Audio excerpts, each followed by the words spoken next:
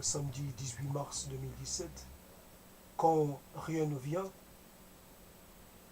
ni bon mot, ni idée, ni idée, ni clairvoyance. Il y a un moment où le fait d'utiliser les mots, il y a un moment où les mots cessent d'être signifiants. Il y a un moment où le mot ne vient plus. Les mots qui expriment bien quelque chose d'intérieur, quelque chose de nous, ou quelque chose en nous. Quand le mot ne correspond pas à ce qu'on voudrait dire, quand le mot est trop dans l'à peu près, quand il ne touche pas au fond des choses, quand il n'exprime pas la totalité ou la particularité d'un moment, d'un sentiment. Faut-il courir derrière les bons mots d'ailleurs? À quoi servent les petits mots, les bons mots, quand si c'est pour en faire étalage et pour distraire telle ou telle assemblée, ce n'est pas, ce n'est pas ça. Les idées, les idées qui soi-disant donnent sens, permettent de comprendre, permettent de saisir ce qui échappe à notre entendement. Les idées qui ouvrent des voies là où tout paraît fermé,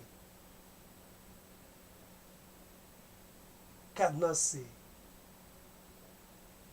Les idées qui permettent d'aller au-delà de ce qui est interdit, de ce qui est prohibé, de ce qui est illicité.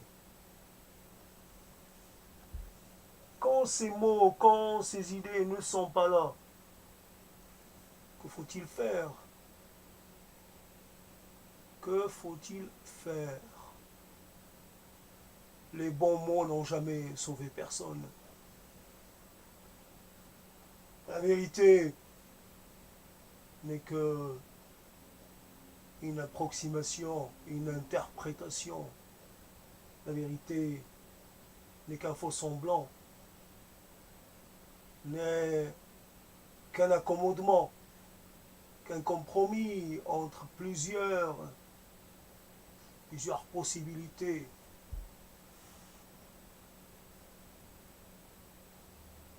Quand nous croyons à nos propres approximations, c'est là où ça devient dangereux.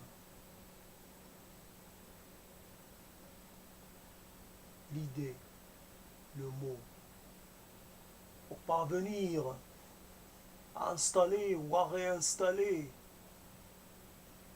ce qui a été compromis ou ce qui a été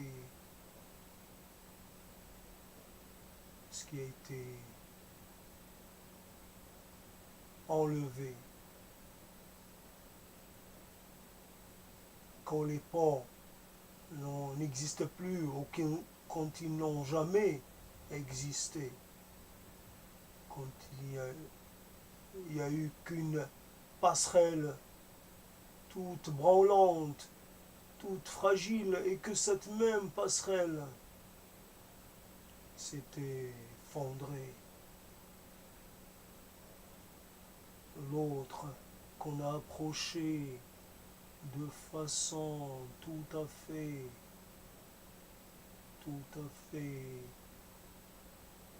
approximative. Nous avons, nous avons été l'approcher, nous avons, malgré le risque, malgré le danger, nous avons été jusqu'à lui, et puis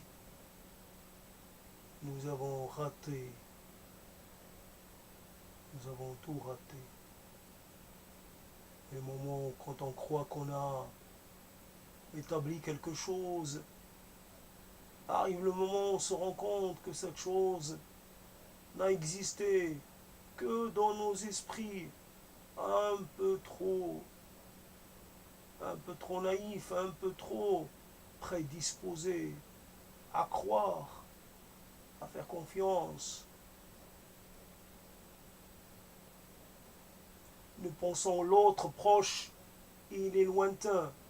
Nous le pensons allié et il est adversaire. Nous le pensons et il est adversaire et rédentiste. Il y a de la haine, car rien ne peut faire basculer de la haine froide, du désintérêt, de l'indifférence. Que tu cesses d'exister, cela m'importe peu.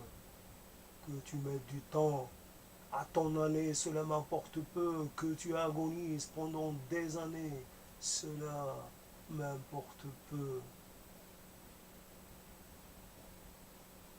Les mots sortent sans tels quels. Ils s'incarnent, mais ils ne peuvent le faire longtemps. Ces mots-là n'ont pas de postérité. Ils n'engendrent rien. Ils sont stériles. Ils sont à bout de souffle. Ils n'ont pas de force. Ils n'ont pas de caractère. Ils n'ont pas de pouvoir. Ils sont mornés. Ils sont tels quels,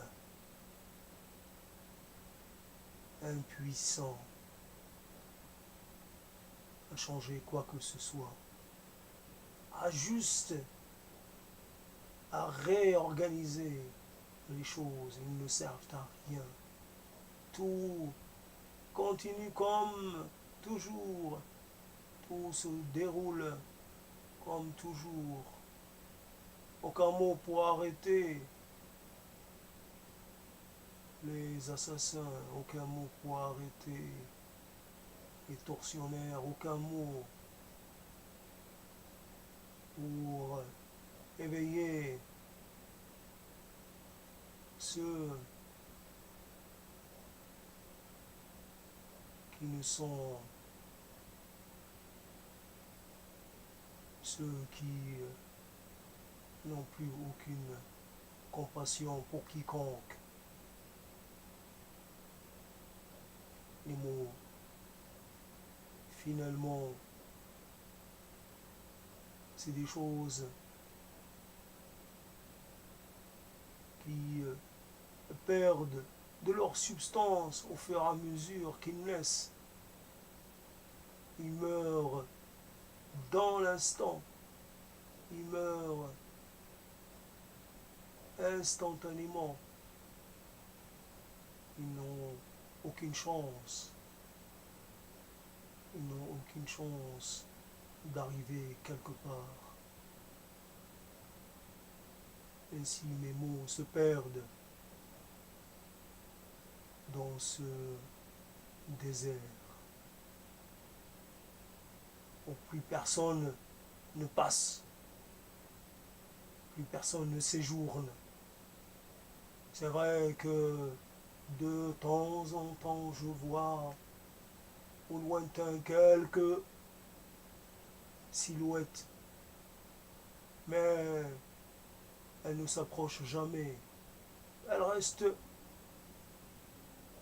là-bas, tout là-bas. Elle ne pourrait pas m'entendre si jamais je les appelais, si jamais je les appelais à l'aide. Non, elle ne pourrait pas m'entendre.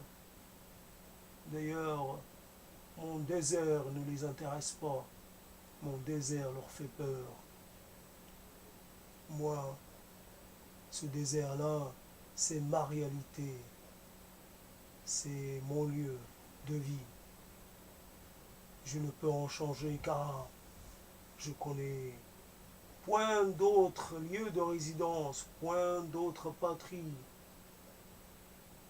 Je n'ai pas la possibilité d'aller ailleurs. Et puis, je l'aime un peu ce désert, car il me parle malgré tout. Il me parle, c'est le seul à me parler. C'est le seul à m'écouter. C'est le seul qui se révèle à moi, ce désert que vous voyez vide, que vous voyez inhospitalier, et moi je le vois plein de choses, et moi je le vois changer, je le vois se métamorphoser, je le vois prendre, changer d'aspect de jour en jour. Je le vois, je le trouve beau, je le trouve plein de charme. J'aime, j'aime y être. Peut-être, peut-être.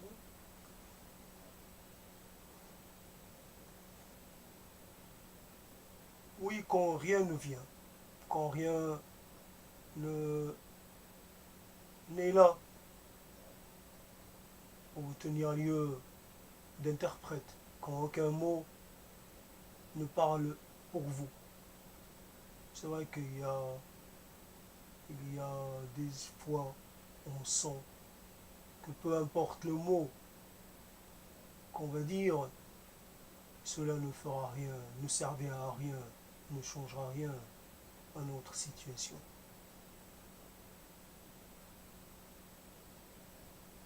Que personne n'est là pour écouter, que personne n'est là pour attraper ce mot,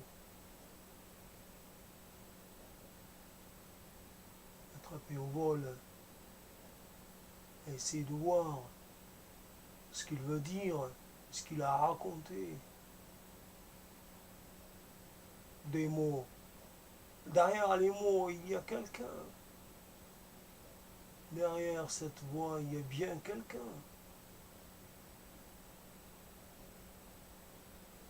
Est-ce que les mots, est-ce l'intérêt uniquement pour les mots, pour leur belle forme, pour leur belle présentation, leur bel agencement, ou plutôt pour l'être qui essaie tant que mal de les faire naître. Peu importe l'aspect qu'ils ont les mots, c'est ce qu'ils disent, on ne dise pas, c'est ce qu'ils veulent faire comprendre qui est important.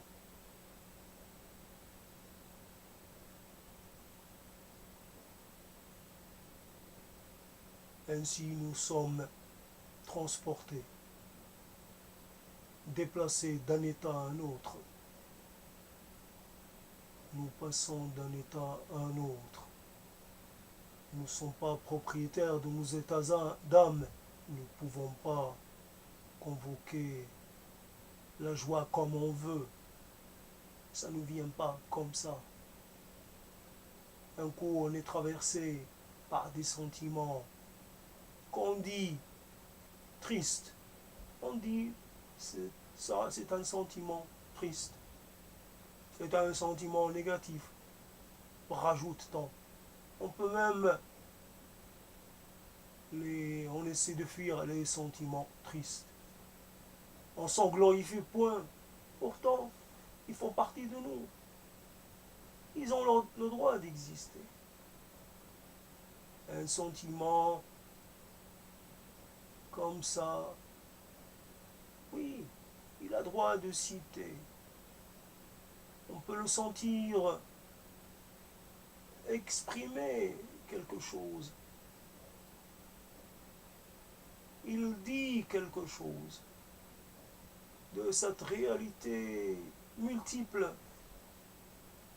Il n'y a pas qu'un état d'âme, il n'y a pas qu'une façon de vivre, de se sentir. Il y a une variété et nous passons d'un état à un autre. Nous ne savons pas exactement comment cela se fait. Cela se fait. Un coup, on est expansif. On est dans l'élan. À un autre moment, on est un peu plus dans une sorte de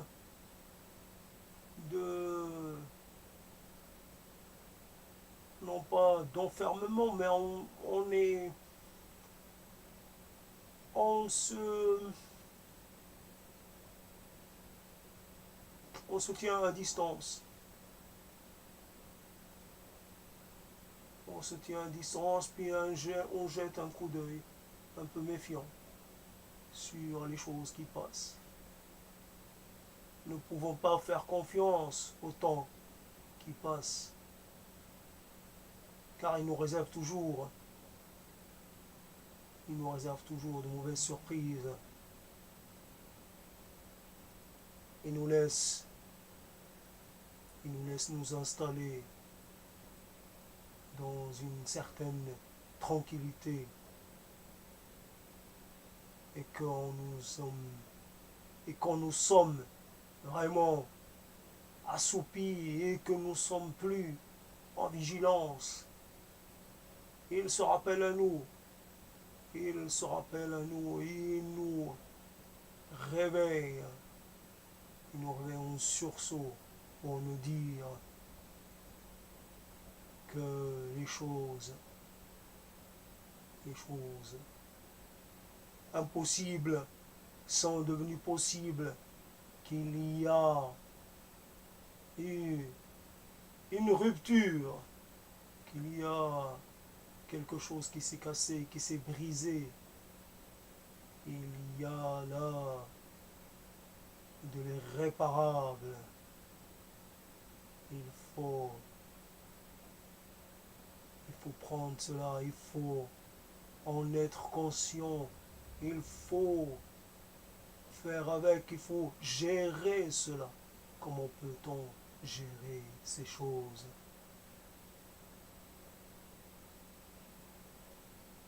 Ainsi,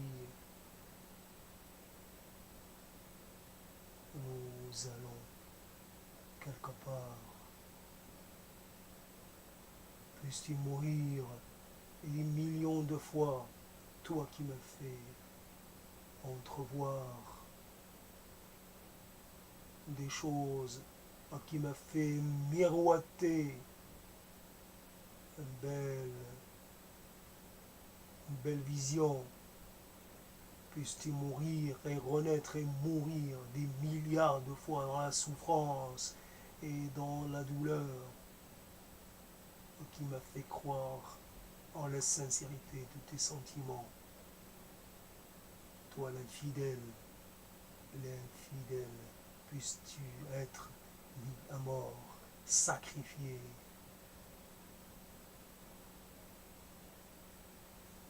Nous devons faire face à notre réalité avec ce qu'elle comporte de défaite et de mortification. Ainsi, nous avons ce fardeau et nous devons le porter parce que nous n'avons pas le choix. Nous devons tirer ce fardeau jusqu'à ce qu'on s'arrête pour de bon. Ainsi les mots, même on fait semblant, on pousse un peu l'illusion jusqu'à un certain point, puis on s'arrête. Il faut s'arrêter. L'illusion, on ne peut pas vivre dans l'illusion, on doit revenir à la réalité. Et cette réalité s'impose à moi. J'entends point ta voix. Je ne peux pas l'entendre car cela m'est devenu impossible. Je t'entends point m'appeler, me héler. Je t'entends point te soucier de ce que je peux penser, je peux ressentir ou pas. Tu as fait de l'absence un mode de vie. Tu m'as répondu de cette façon. Eh oui, puisses-tu recevoir un pareil traitement, puisse la vie te soit amère et que tu sois exilé de ta mémoire et de ton histoire et de tout ce qui est cher, puisses-tu être exilé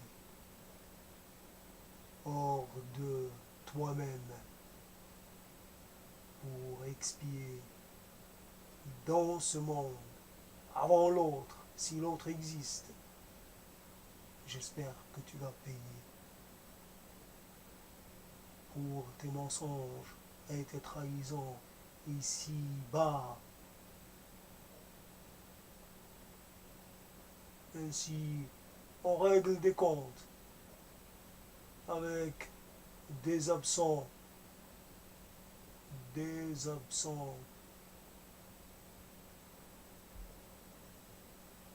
On règle des comptes, pas le truchement des mots. Nous n'avons que cette façon-là. Nous n'avons rien d'autre. Nous ne sommes pas capables d'aller porter notre parole jusqu'à et demander réparation. Nous devons nous satisfaire de nos mots et de cette petite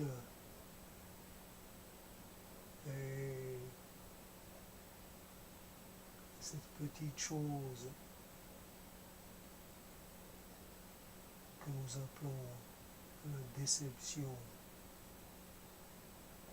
La vie est un lieu où nous ne pouvons recueillir rien d'autre que des quantités de déception, de désillusion. Nous sommes déçus vis-à-vis de nous-mêmes et encore plus vis-à-vis des autres. Qui soit jamais maudit et que le jour de la rencontre soit jamais rayé de notre mémoire si cela est possible. L'erreur fut mortelle.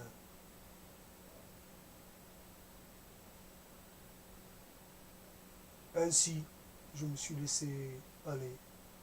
Il y a des mots qui viennent comme ça. Même si on laisse les mots prendre le pouvoir et suivre un peu leur propre chemin. Si on comprime les mots, si on les oblige, ils se maintiennent dans une certaine forme, mais si on leur laisse un peu la bride, ils vont là où peut-être nous n'avions pas l'intention d'aller. Mais c'est ainsi, et puis qu'est-ce que cela change fondamentalement? Quelle importance que tout cela après tout?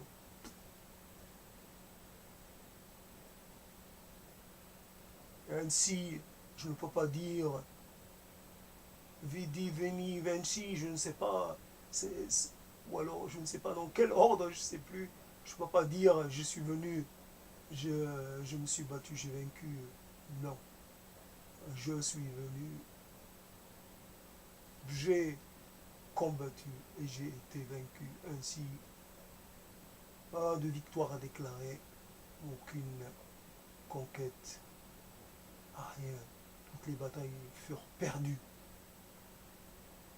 Et il est temps de laisser la place à d'autres pour mener leur propre bataille.